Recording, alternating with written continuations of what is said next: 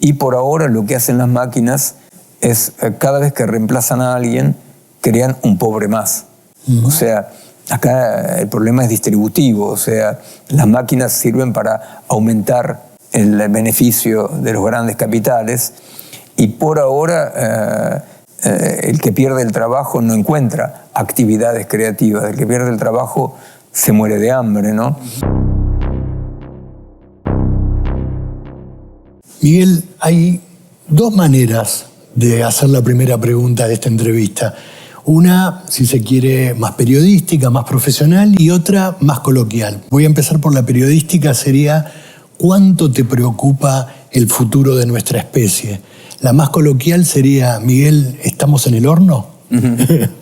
Bueno, en realidad, como miembro de la especie, y no solamente como miembro de la especie, sino como lo vivo, ¿no? La cuestión de este fenómeno de la vida, a mí me preocupa a tal punto que no es solamente como investigador, sino que como persona, ¿no? Me preocupa por mis hijos, mis nietos. O sea, yo pienso, pero ¿en qué mundo van a vivir? Y es algo que hay veces que no estoy contento de tanto conocer porque cuando veo mis hijas, no, yo digo, pero ¿qué van a poder hacer? ¿En qué mundo van a vivir? Porque esta rarefacción general también trae mucha violencia, ¿verdad? Entonces sí, en realidad estoy preocupado, sí, estoy muy preocupado y bueno. Vos centraste tus investigaciones o parte de ellas en, de algún modo, lo que está pasando con nuestros cerebros.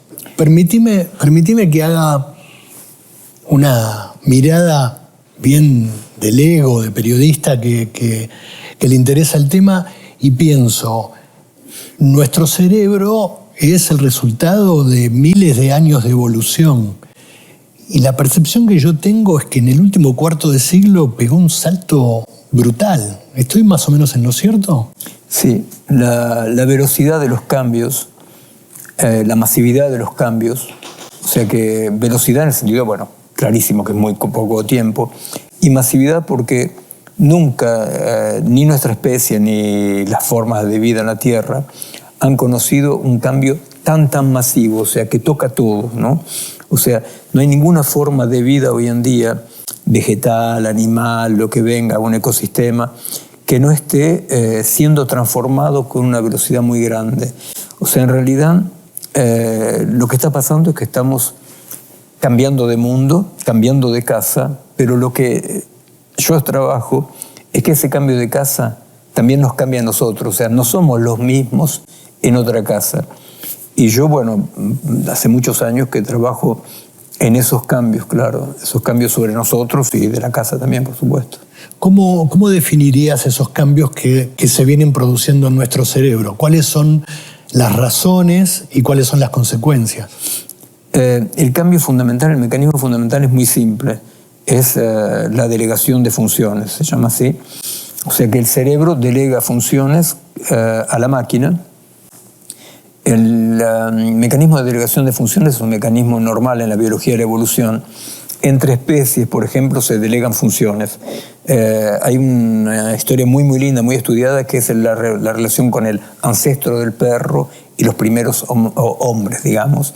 Cómo se fue intercambiando funciones y los cambios que provocó. O sea, ¿por qué? Porque hay delegación de funciones y reciclaje de las zonas liberadas. Bueno, cuando los cambios son así vertiginosos como ahora, hay una delegación masiva de funciones sin ningún tiempo de regulación y de reciclaje. O sea que, en realidad, hay una debilitación. O sea, todos los laburos de investigación van en el sentido de una debilitación de la potencia cerebral, ¿verdad?, de la potencia vital. Lo que es tragicómico es que cuando yo empecé a sacar hace ya 20 años, una cosa así, los primeros laburos, yo esperaba, ¿viste?, como hacen los colegas, boom, dice esto está mal. Y pasó peor todavía. En realidad, todo el mundo dijo, bueno, Miguel, sí, tenés razón. ¿Y cuál es el problema?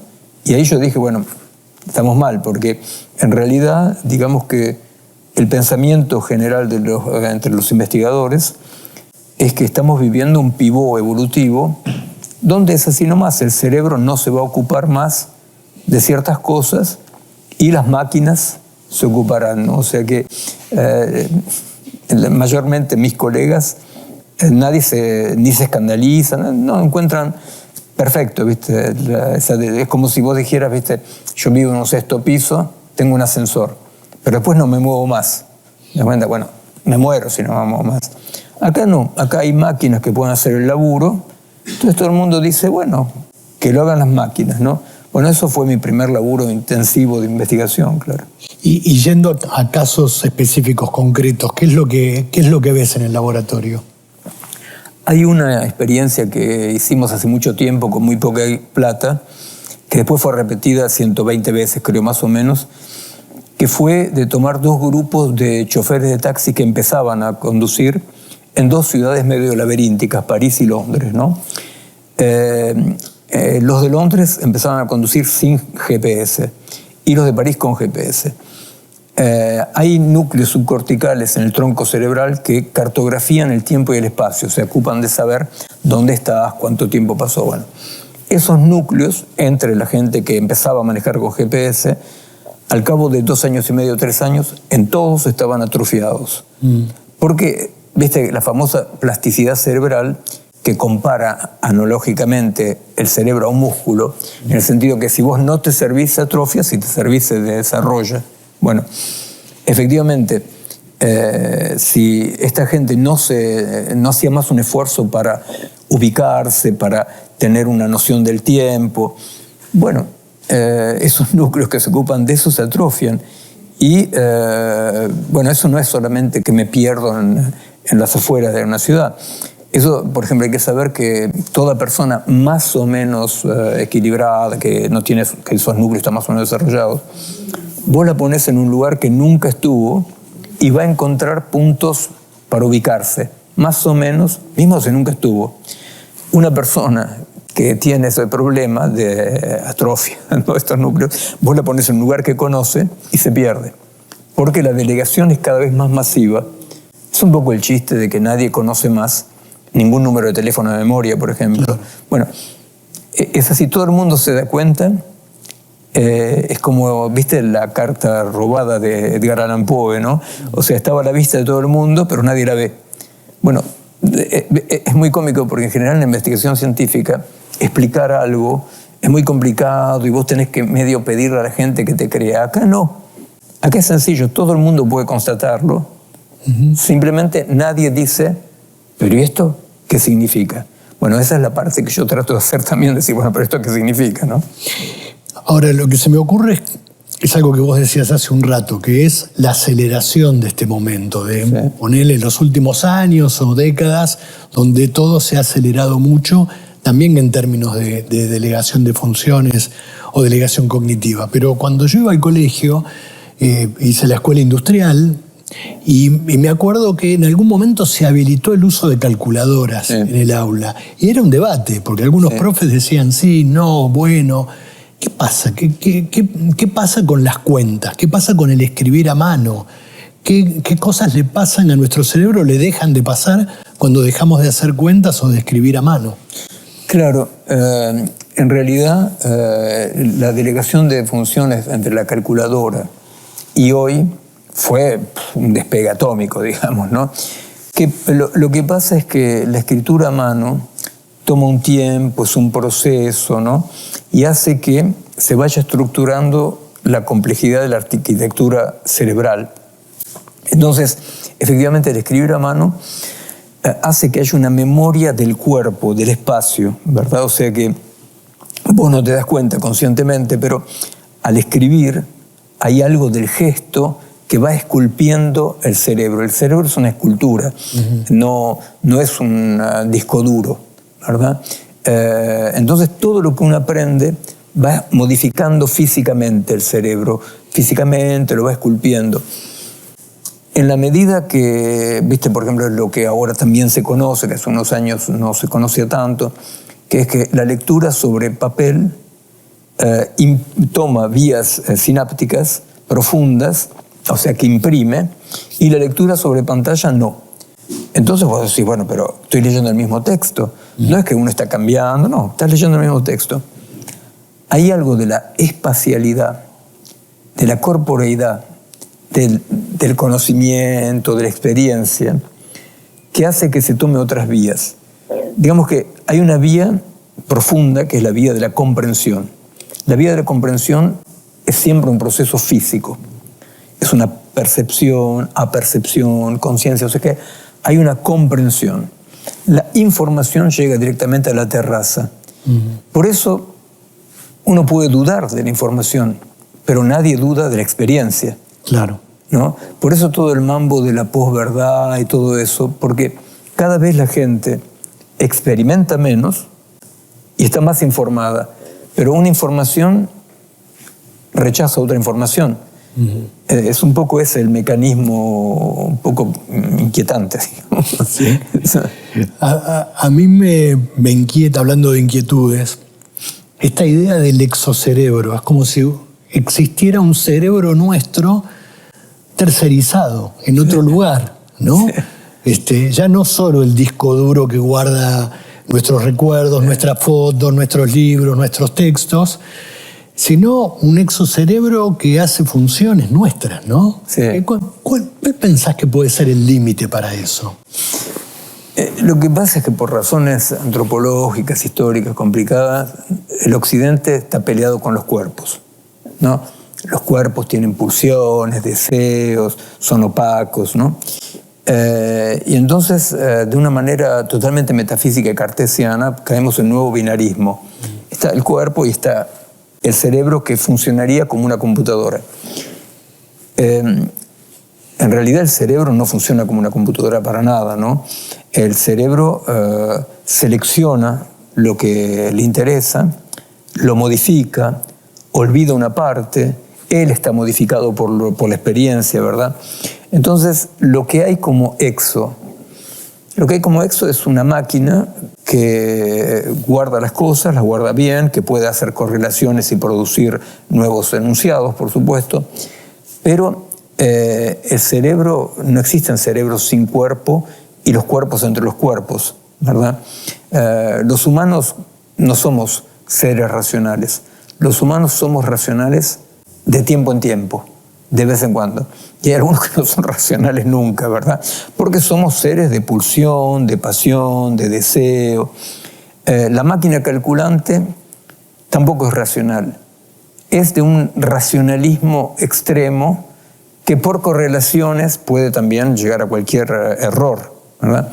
Entonces, yo lo que laburo de hace mucho tiempo es en la singularidad de lo vivo, ¿verdad? O sea, ¿qué es lo que estamos olvidando? Porque todo va en el sentido de decir, somos como máquinas, la máquina puede superarnos, tenemos que maquinizarnos, ¿verdad? Esto hace parte de una ignorancia muy grande. O sea, un estudiante de primer año de biología sabe que lo que se llama neurona en una máquina no tiene nada que ver con las neuronas biológicas, pero nada que ver, no importa. O sea, te doy un ejemplo, ¿no? En realidad, el cerebro y la sinapsis no transmiten información. El cerebro no recibe información. El cerebro recibe perturbaciones que lo hacen funcionar, ¿verdad? Perturbaciones asemánticas. ¿Cómo es la palabra perturbación? Me perturba un poco. No, nosotros tenemos que pensar. Hay un dispositivo, un sistema, ¿no? Que yo trabajé con el chileno Francisco Varela, lo conocí en Francia, él fue el que hizo esta gran revolución que dice que el cerebro no percibe, con un estímulo externo produce imágenes, ¿verdad? Bueno, la cuestión es esa, a nuestro cerebro no llega por vía sináptica una información, llegan perturbaciones del mundo, perturbaciones. Con esas perturbaciones, nuestro cuerpo, nuestro cerebro, produce imágenes propias. O sea, hay un gran cambio científico desde un punto de vista de la neurofisiología y la percepción. Contrariamente a lo que Descartes y los idealistas occidentales pensaban, el cerebro y la conciencia no es un teatro que refleja, que representa el mundo. Las imágenes que producimos hacen parte de una presentación de la cosa, hacen parte de una realidad propia, no representan, ¿se entiende? La máquina no, la máquina efectivamente guarda información, articula esa información. No está ni bien ni mal. Lo que pasa es que hoy en día hay una asimilación de lo vivo a la máquina. Y al no saber qué es lo propio de lo vivo, lo estamos un poco aplastando, ¿no?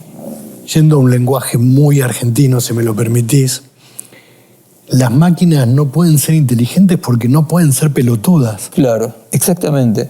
Vos sabés que hace un tiempo me habían invitado, cuando Francisco, el Papa, estaba vivo, me invitaron al Vaticano porque él estaba trabajando en una encíclica sobre inteligencia artificial y los chicos. Y en un momento dado, no con él fue otra cosa, pero me estaban preguntando, bueno, pero ¿cuál es la singularidad, la singularidad? Y claro, es que no puede ser pelotudo. O sea, puede hacer cualquier cosa, puede llegar a una correlación aberrante, pero no puede ser pelotudo, ¿te das cuenta? O sea, lo propio de lo humano y de lo vivo en general es que 1000 veces vamos a caernos en el mismo pozo. ¿Por qué? Porque me piace, porque hay un tropismo hacia eso, ¿entiendes? Por eso es muy peligroso desde el punto de vista adaptativo, fitness, ¿no? Todo lo que es fitness adaptativo es como disciplinario, ¿no? O sea, yo tengo que modelarme a una realidad externa. Los seres vivos no, tienen una endoestructura, un endoesqueleto, y siguen sus tropismos. ¿Viste? Vos conocés el chiste ese famoso del escorpión y la rana. Sí, claro. Claro. Bueno, el escorpión dice, es mi naturaleza. Si el escorpión no picara a la rana, no sería más un escorpión. Te cuento, o sea, si vos no podés seguir tus tropismos, vos no sos más vos, ¿verdad? Esa singularidad es lo que hoy se está olvidando porque hay una colonización de la parte del mundo algorítmico de lo vivo, ¿no? Nombraste a Francisco y yo me quedé enganchado en sus reflexiones sobre inteligencia artificial. Él decía algo que a mí me resultó tan claro, que decía, la inteligencia artificial elige entre ceros y unos, que es la naturaleza digital. Claro. El corazón humano lo que hace es decidir, que no es lo mismo. No es lo mismo, ¿no? No es lo mismo porque la elección es una elección a través de parámetros calculables, identificables. La decisión es una decisión que incorpora esa negatividad, esa opacidad que hace parte de la vida, ¿verdad? O sea, no es desplegable, ¿no? La decisión es una apuesta, Me enamoré de Potota y, bueno, te enamoraste de Potota, dice, pero a vos te corresponde Potota. Lo vemos en las aplicaciones de encuentro, donde se trata de hacer elecciones y no decisiones, justamente. Claro. ¿No? Cuando una pareja anda, en general, coincide muy poco, ¿no? Cuando una pareja anda, cada uno dice, pero ¿cómo me metí con esta? ¿No? O sea, nada coincide por ahí, ¿no? Claro, no hay razones objetivas. Claro, no hay elección. Eso en las aplicaciones pasa. Yo lo que vi, ¿viste? Es que las parejas que andan, que se encontraron en aplicaciones, a pesar de la aplicación. O sea, se pueden encontrar a pesar de la aplicación. O sea, a pesar de lo que coincide, ¿no? Claro. Es impresionante esa parte.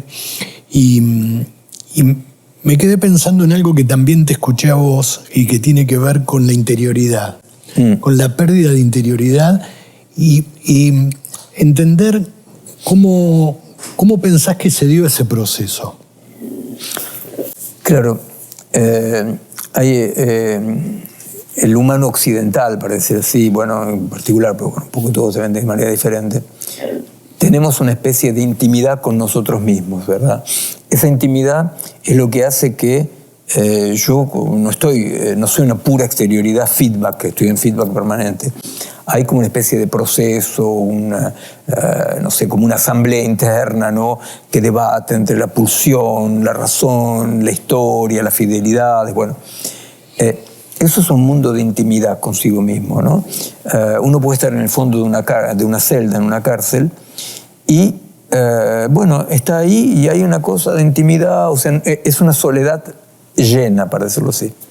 Lo que está pasando ahora es que es una especie de soledad vacía, hay una promiscuidad de consigo mismo, ¿verdad? O sea, uno es promiscuo consigo mismo porque no está más ese espacio de autorregulación, ¿no? Entonces todo pasa de una manera un poco tonta. Si no me ven, no importa. ¿Se entiende? O sea, digamos, para decirlo así, ¿no? Dentro de una relación de intimidad, yo no regulo mi comportamiento solamente porque Big Brother me ve, ¿verdad? En un comportamiento de intimidad, yo tengo cosas que quiero, no quiero, que puedo hacer, que no puedo hacer.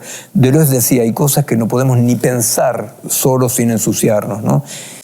En un comportamiento de promiscuidad, lo único que regula mi funcionamiento es la mirada exterior. Bueno, esto es un cambio... ¿Y esto tiene que ver con la cultura digital? Sí, esto es un cambio muy, muy grande, que es el cambio de un devenir panóptico, un devenir transparente, ¿no? O sea, la gente tiene hasta miedo de lo que podría estar escondido, plegado, ¿no? O sea, hay que ser panóptico, hay que... Bueno, es un poco el chiste, ¿viste? De que vos vas en los restaurantes y la gente está subiendo la foto de lo que va a comer. Y de repente es más importante lo que van a pensar, los likes que va a tener, lo que va a comer, que la comida. Es esa pérdida de profundidad. O los que están en un concierto o en un recital viendo a través de sus pantallas, no viendo a través de sus ojos. Sí, yo te voy a contar una pequeña anécdota, porque es que yo tengo pacientes en psicoanálisis, en psiquiatría, en psicoterapia. Bueno. Un paciente que es un actor francés muy, muy loco, realmente medio border, ¿no? Así. Y resulta que un día él sale de su casa y se choca con un muro de gente que estaba mirando un celular así, cada uno su celular así. Él mira así, pero miles y miles de personas mirando para arriba el celular. Entonces él se da vuelta y ve Notre Dame que se está quemando, incendiando. Entonces Emmanuel, que se llama esta persona, es la única persona que vio Notre Dame incendiarse. Los otros estaban mirando la pantalla, ¿viste? O sea, hay una cosa, ¿viste?, de desrealización terrible. Y aparte, bueno, sabemos, ¿viste?, que la dependencia al celular, a las máquinas, etcétera, crea adicción.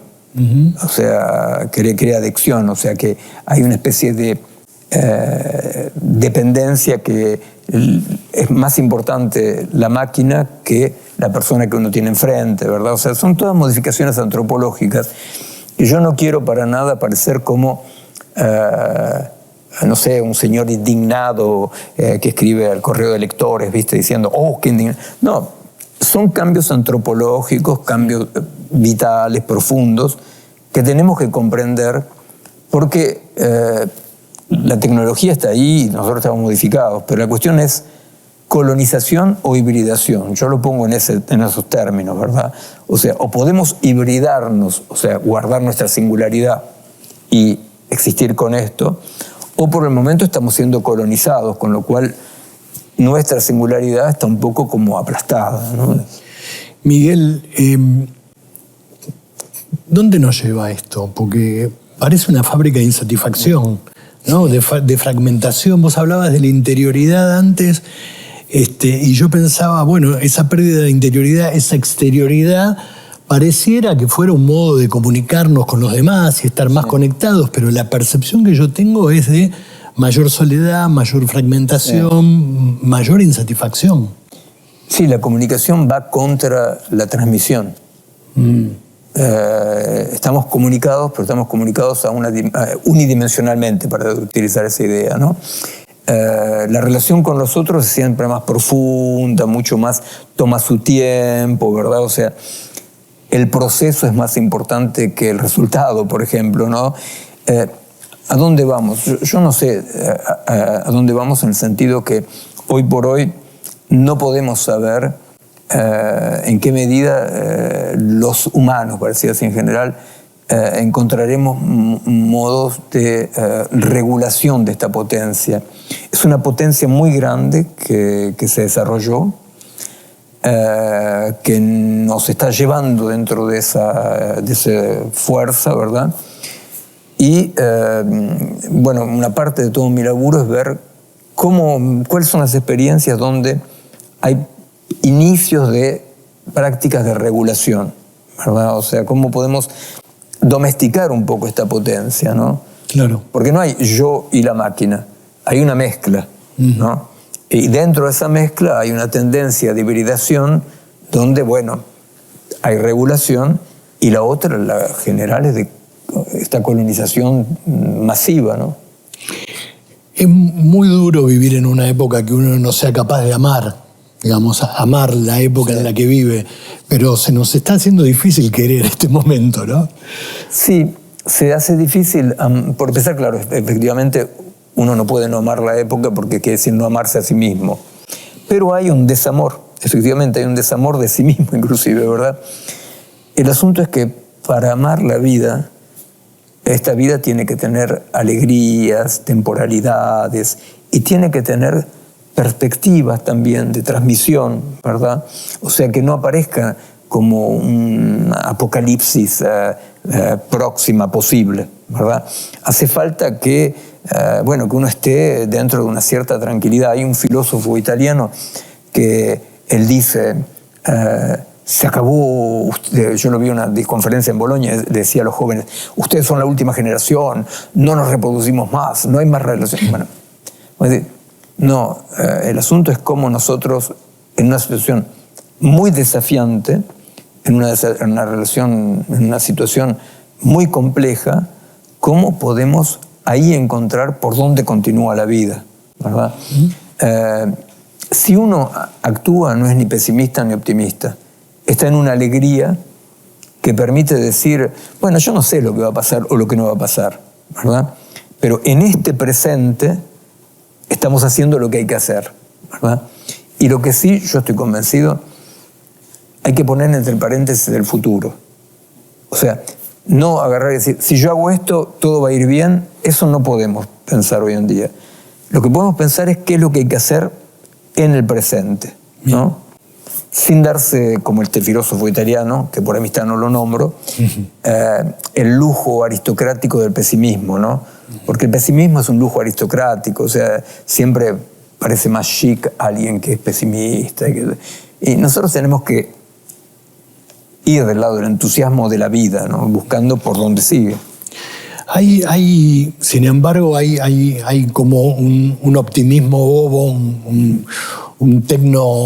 los tecnobobos, me gusta decirle a mí, que están fascinados con Sí. toda esta cuestión tecnológica. Incluso hay supremacistas tecnológicos. Claro. Gente que sueña con derrotar a la muerte, que nos dice que la persona que va a vivir 200 años ya nació. Sí. Vos sos médico, además, y me gustaría que, digamos, que me ayudes a pensar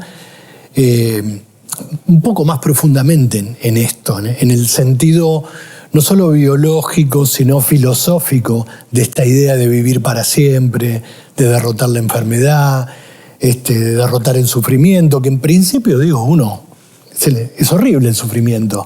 Por supuesto, si lo podemos derrotar está bárbaro, pero los ciclos de la vida también forman parte no solo de nuestra biología, sino de nuestro modo de habitar el mundo. Pero además, de punto de vista biológico y filosófico, yo te diría, ¿no? Hay una anécdota filosófica muy conocida que es Kant, en la Crítica de la Razón Pura. Él se burla de Platón, porque dice que Platón se comporta como una paloma que dice, si no hubiera la resistencia del aire, yo volaría mucho mejor. O sea, él toma la resistencia como lo negativo, si no hubiera esta resistencia, yo volaría mucho mejor. Si no hay lo negativo, la paloma se hace pizza en el piso. O sea que no se puede separar esta idea de que yo separo lo bueno de lo malo, este binarismo. O sea, la vida es este proceso donde efectivamente es en cada situación donde se rejuega la vida, ¿verdad?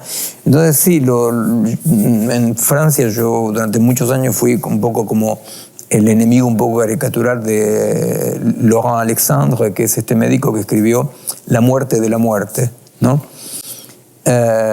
Bueno, es de un ridículo absoluto, ¿verdad? O sea, porque la muerte hace parte de la vida.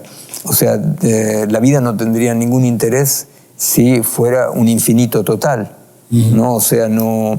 Viste, es como... Hay un bolero, viste, que dice, el reloj no marque las horas, ¿no? hace que esta noche sea eterna. Lo que no se da cuenta el chabón es que si la noche fuera eterna, de la mina le importa un pito. Claro. Es justamente la intensidad de lo efímero que hace que tenga sentido la noche, ¿no? Entonces, ahí hay una pérdida de complejidad, una pérdida así de inteligencia mismo, ¿no? Bueno, estos transhumanistas hay que saber que los de la Silicon Valley, todos estos que están dirigiendo el mundo en este momento, ¿no?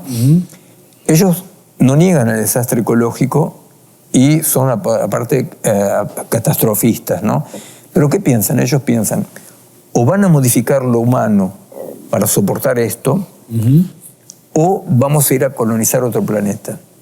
Es tan ridículo esto que es muy inquietante, porque si ellos piensan... hubo otro ejemplo, ¿no?, en la historia, cuando era como una evidencia que iba a haber una guerra nuclear, todos los países se pusieron a hacer refugios antiatómicos. Claro. Bueno, estos son momentos de locura, porque vos te imaginás que la gente va al refugio y que se queda 2000 años hasta que alguien pueda salir.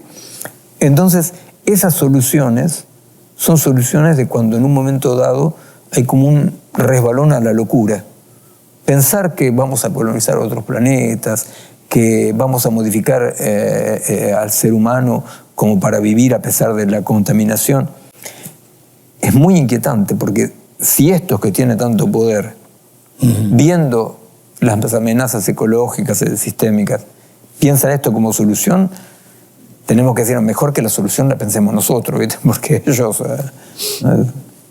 Es interesante pensar en estas teorías de la vida para siempre, del transhumanismo, en términos del amor, ¿no? Porque ¿qué va a ser del amor cuando ya no haya muerte que nos separe? Que es el compromiso que toma una pareja cuando se casa, hasta que la muerte nos separe. Sí, en realidad los teóricos, investigadores que están del lado del todo algorítmico, ellos están del lado de una objetivización de la vida. O sea, dicen, bueno, el algoritmo nos saca del concepto ambiguo, nos saca de la idea de que hay una singularidad de lo vivo para comprender que son todos mecanismos. O sea que de última hay una especie de idea de fondo de que la subjetividad, la pasión, todo eso, poco a poco va a desaparecer a favor de una vida de cálculo, ¿no? Es un poco eso lo que hay atrás, la idea. Por eso yo decía que es un odio contra el cuerpo, ¿no? Superar el cuerpo, superar los cuerpos que siempre son como disfuncionantes un poco, ¿no? O sea... Miguel, sin irnos demasiado del tema, me meto un poco más en la política. Mi percepción es, no estoy viendo a los líderes políticos comprometidos con estos riesgos que estamos viendo. Sí. ¿Cuál es la tuya? ¿Estás de acuerdo con esto? Bueno, yo pienso que no haciendo política politiquera, sino realmente como reflexión. A mí me parece, por ejemplo, que alguien como Milei, ¿no?, representa perfectamente esta delegación masiva y responsable de funciones, ¿no?, hacia la eficacia de la técnica, ¿no? O sea, por eso la grosería, la ruptura de todo ritual, tienen que ver con este funcionar, ¿no?, dejando atrás la complejidad de la existencia, lo ritual, ¿verdad? O sea, hay que llegar de punto A al punto B lo más rápidamente posible. Esto es una maquinización, porque los seres humanos, bueno, caminante no hay camino, es el camino, ¿no?, la cuestión. No es llegar. Llegar es como una excusa para ponerse en marcha. A mí me parece que Milei, Trump, gente así, son la materialización del mundo donde el cálculo reemplaza los ritos, la cultura, el caminar. Y me parece que es un proyecto no viable. ¿Viste? En neonatología viene un neonatólogo y dice, ¿es viable o no viable?, ¿no? Yo me peleé, como muchos de nosotros, contra la dictadura, pagué con cárcel, todo eso, pero yo reconozco que el mundo de Videla y Pinochet era un mundo horrible, pero un mundo que podía existir. Yo creo que el mundo de los tecnócratas, etcétera, neoliberales, a diferencia del otro, es un mundo que no es viable. O sea, no es un mundo horrible o no horrible, es un mundo donde efectivamente no es posible. Para la vida no es posible, ¿no? O sea, para decirlo de una manera, un atajo, ¿no? La invención de Morel no es posible. O sea, no es posible un mundo de delegación total de las funciones porque lo vivo desaparece, ¿no? Miguel, ¿y las derechas que están de algún modo dominando la escena política en todo el mundo son consecuencia de esta cultura digital o es al revés? ¿O la cultura digital es una invención del neoliberalismo y de la derecha extrema? Viste cómo pasa en la historia, hay encuentros terribles que potencian las cosas, ¿no? El mundo algorítmico llega en un momento de gran depresión del Occidente. Había habido Auschwitz, el Gulag, Hiroshima. O sea, hay una gran decepción del Occidente con respecto a los grandes ideales cientistas, racionalistas, sociales. Y la máquina de calcular para decirlo así, ¿no? Llega para dejar atrás las pulsiones que traicionaron los ideales humanos, para decirlo así. O sea que sí hay una consubstancialidad entre el neoliberalismo más salvaje y la tecnología más salvaje. Pero yo creo que hay una posibilidad de una utilización, de una hibridación, porque utilizar sería ponerla muy lejos, ¿no? Hay posibilidades de cohabitar con la tecnología que la saque de esta cohabitación culposa con el neoliberalismo. Yo creo que hay que aprender a utilizar de manera transgresiva la máquina, ¿verdad? O sea que hay que saber que toda utilización prolongada de toda esta tecnología nos formatea. Bueno, tenemos que tratar nosotros de utilizar la máquina para nuestros proyectos. Te doy un ejemplo, ¿no? O sea, un artista, la única población más o menos existente que logra esto. Los artistas antes hacían las cosas con papel maché, ahora lo hacen con computadoras. Pero es la única así, sector que uno puede identificar que no se deja desviar de su camino por la tecnología, ¿verdad? Sí. Nosotros tenemos que aprender a eso. Tenemos que aprender a no dejarnos formatear por la tecnología, sino ver cómo podemos domesticarla, ¿no? Apropiarnos de la tecnología y no dejar que se apropie de nosotros. Sí, sí. Y los tecnobobos, como decías, claro, es una especie de rechazo de ver la realidad, ¿no? Y fascinados con todo lo que puede hacer la máquina, y qué fantástico. Pero de fascinación en fascinación, a tanto ver los posibles de la máquina, nos olvidamos los posibles del humano, ¿no? Y eso, bueno, es claro, es complicado. Pensaba, Miguel, en esta distopía que se nos plantea con relación al fin del trabajo. Las máquinas van a hacer todo lo que hoy hacemos nosotros o buena parte de lo que nosotros hacemos. Eso está generando mucha inquietud y mucho sufrimiento porque hay gente que piensa ¿de qué voy a vivir? Sí.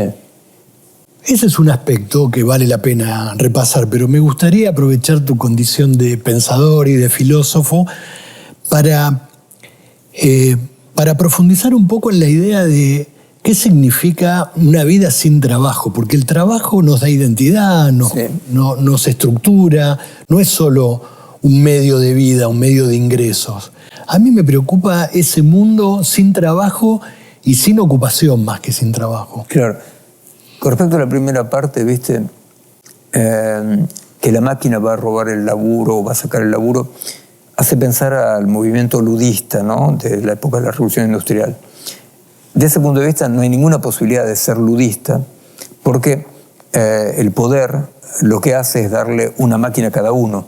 O sea, si en la época de la Revolución Industrial le hubieran dado un telarcito a cada obrero, entonces la idea de rompemos la máquina, o sea, no hay ninguna posibilidad en el sentido ludista, ¿verdad? Ahora, con respecto al trabajo, bueno, con Ariel Penici, un amigo, hemos trabajado para la CTA autónoma, ¿no? Un poco empezamos a dialogar, a ver qué podíamos hacer con respecto al reemplazo de puestos de trabajo. es muy complicado porque eso exige comprender la diferencia entre trabajo y actividad, para decirlo así. El trabajo es siempre dar su fuerza de trabajo, ¿verdad? Dar su energía, su fuerza de trabajo para producir algo que capaz no tiene nada que ver con tu vida. La actividad es el hecho de hacer algo que sí tiene que ver con tu vida. Capaz que uno que trabaja menos hace mucho más cosas como actividad, ¿verdad? O sea, la actividad tiene que ver con lo íntimo, ¿no? El trabajo siempre tiene una dimensión externa para ganarse la vida, etc. Entonces yo creo que la idea de una vida sin actividad es imposible. Una vida sin trabajo es posible, pero eso exige efectivamente una idea de distribución, una idea de solidaridad, y por ahora lo que hacen las máquinas es, cada vez que reemplazan a alguien, crean un pobre más. O sea, acá el problema es distributivo, o sea, las máquinas sirven para aumentar el beneficio de los grandes capitales, y por ahora el que pierde el trabajo no encuentra actividades creativas, el que pierde el trabajo se muere de hambre, ¿no?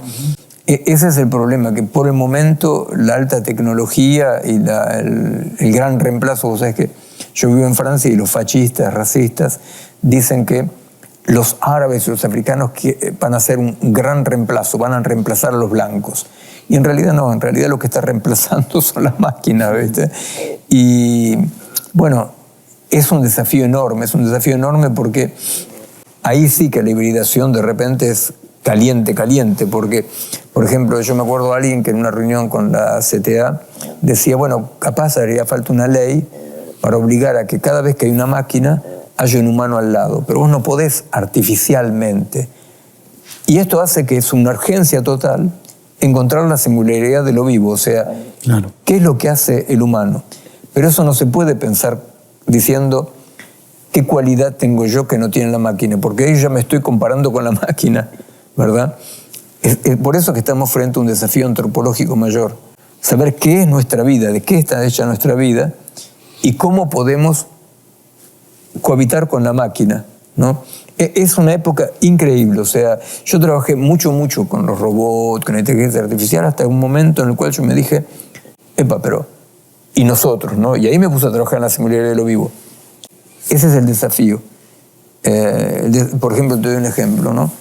Los dibujantes o los periodistas preguntan a ChatGPT que haga una imagen o que haga un artículo. ¿Cuál es ahí la vía? La vía es no considerar lo que produce la IA como el producto terminado, ¿verdad? Considerar lo que hace la IA como una materia prima más. ¿Entendés? O sea, como lo que tenemos que encontrar es esa elaboración después del producto, ¿verdad? No, en medicina, por ejemplo, la Big Data te hace el diagnóstico y te da el tratamiento. Bueno, el asunto es que el estudiante de medicina aprenda a tomar esto como un dato muy importante, pero que a partir de ahí a él de actuar. Eso es lo que es muy difícil hoy en día de lograr, ¿verdad? O sea, decir, de acuerdo, este es el dato, este dato viene de millones de microdatos, perfecto, pero este dato no es el objeto terminado. Ahí tenemos que actuar nosotros, ¿no? O sea, ahí es donde viene la parte de creatividad, de subjetividad, ¿no? A mí me parece que esa es la vía.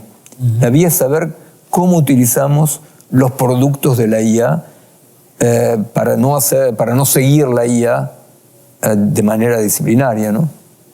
Ponerle corazón humano. Sí, o sea, ¿qué hago con esto? ¿No? O sea, ¿qué hago con esto? O sea, que cuando yo tengo el resultado, tengo que poder decirme qué hago con esto. No para mejorarlo, no porque yo tenga más datos, sino para meterlo de chanfle, meterlo con nuestra subjetividad. Claro. Yo te digo esto porque, por ejemplo, hay un grupo de oncólogas, de Milán, que me contactaron para trabajar sobre eso, porque en la medicina de alta tecnicidad, la IA hace casi todo. Claro. Y entonces la idea era, pero bueno, y de última, ¿qué hace el médico? ¿Qué hace el profesional? Y bueno, la cuestión era encontrar ese espacio que no es una aplicación más, ese espacio donde de repente lo que produce la IA es un elemento más. Te digo, en medicina no es tan difícil, ¿viste? Esa es la famosa historia de que viene don Pedro con una cardiopatía grave y el cardiólogo que tiene experiencia dice, no pare de fumar. ¿Por qué? Porque, claro, él va a tomar en cuenta una subjetividad que es aberrante con respecto a la lógica de la máquina. Bueno, ese espacio de la subjetividad, donde el cardiólogo le dice a don Pedro, mire, usted si sigue fumando se va a cagar. Pero, dado esta globalidad que es don Pedro, dado esta situación que es la consulta, el clínico va a hacer una apuesta, va a decir, no pare de fumar. O sea, muérase siendo usted, para decirlo así, ¿entendés? Esto la máquina no puede. Esto no es que es una aplicación que le falta, esto no puede, por lo que decías, que la máquina no puede asumir esta subjetividad o esta pelotudez del humano, ¿ves? Miguel, ¿qué te da esperanza de esta época? Lo que me da esperanza de esta época es porque yo pasé un momento duro al principio, cuando empecé a trabajar la delegación de funciones y yo veía que era una máquina, una topadora sin freno. Lo que yo veo por todos lados, un buen sentido popular, donde la gente siente, viste como decía en un momento dado Platón, ¿no? En un diálogo de Sócrates, ¿no? El Fedro dice que los seres humanos son ángeles caídos, pero algunos sienten la picazón de las alas, ¿no? Y yo veo que la gente, a pesar de la máquina, la eficacidad, ¿verdad?, sienten la picazón de las alas, sienten que hay algo ahí. Y sí, yo encuentro por todos lados, ¿viste? O sea, encuentro por todos lados que hay una potencia de la vida que no era tan fácil aplastar. La situación es complicada de todo punto de vista, pero estamos de pie, para decirlo así, estamos de pie y hay una alegría a la vez, una alegría de comprender, de encontrarse, ¿ves?, de tomar el tiempo. Miguel, muchas gracias por tomarte el tiempo de charlar conmigo todo este rato. No, sinceramente soy yo que te agradezco este lujo de poder pensar juntos. Gracias. A vos.